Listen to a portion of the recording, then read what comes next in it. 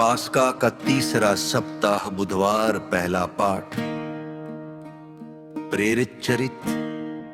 वे घूम घूम कर सुसमाचार का प्रचार करते थे। यरूशलेम में कलीसिया पर घोर अत्याचार प्रारंभ हुआ। प्रेरितों को छोड़ सब के सब यहूदिया तथा समारिया के देहातों में बिखर गए।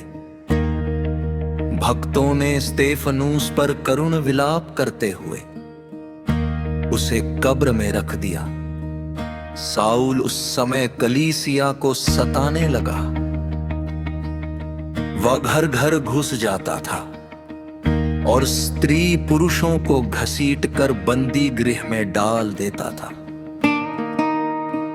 जो लोग बिखर गए थे वे घूम घूम कर सुसमाचार का प्रचार करने लगे। फिलिप समारिया के एक नगर जाकर वहां मसीह का प्रचार करने लगा। लोग उसकी शिक्षा पर अच्छी तरह ध्यान देते थे, क्योंकि सब उसके द्वारा दिखाए हुए चमत्कारों की चर्चा सुनते अथवा उन्हें स्वयं देखते थे। दुष्ट आत्मा ऊंचे स्वर से चिल्लाते हुए बहुत से अपदूत ग्रस्त लोगों से निकलते थे और अनेक अर्धांगरोगी तथा लंगड़े भी चंगा किए जाते थे। इसलिए उस नगर में आनंद छा गया। प्रभु की वाणी। सुसमाचार।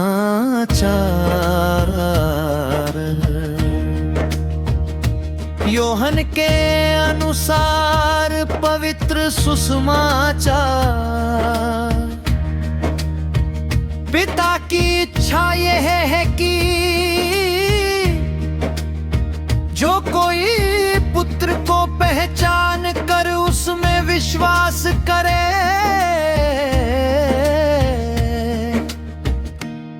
उसे अनंत जीवन प्राप्त हो। यीशु ने लोगों से ये कहा, जीवन की रोटी मैं हूँ। जो मेरे पास आता है उसे कभी भूख नहीं लगेगी, और जो मुझ में विश्वास करता है उसे कभी प्यास नहीं लगेगी। फिर भी जैसा कि मैंने तुम लोगों से कहा, तुम मुझे देखकर भी विश्वास नहीं करते। पिता जिन्हें मुझको सौंप देता है वे सब मेरे पास आएंगे, और जो मेरे पास आता है मैं उसे कभी नहीं ठुकराऊंगा, क्योंकि मैं अपनी इच्छा नहीं बल्कि जिसने मुझे भेजा है उसकी इच्छा पूरी करने के लिए स्वर्ग से उतरा हूं। जिसने मुझे भेजा है उसकी इच्छा यह है कि जिन्हें उसने मुझे सौंपा है मैं उनमें से एक का भी सर्वनाश न होने दूं, बल्कि उन सबों को अंतिम दिन पुनर्जीवित कर दूं।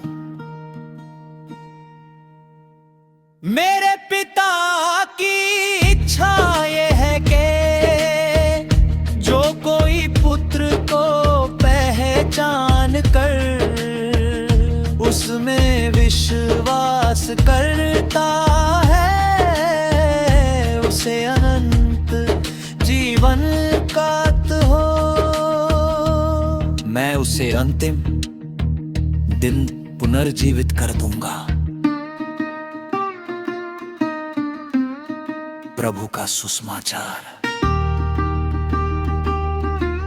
मनन चिंतन। यीशु आपके जीवन का केंद्र होना चाहिए। पैसा नहीं, शक्ति नहीं या सांसारिक कुछ भी नहीं,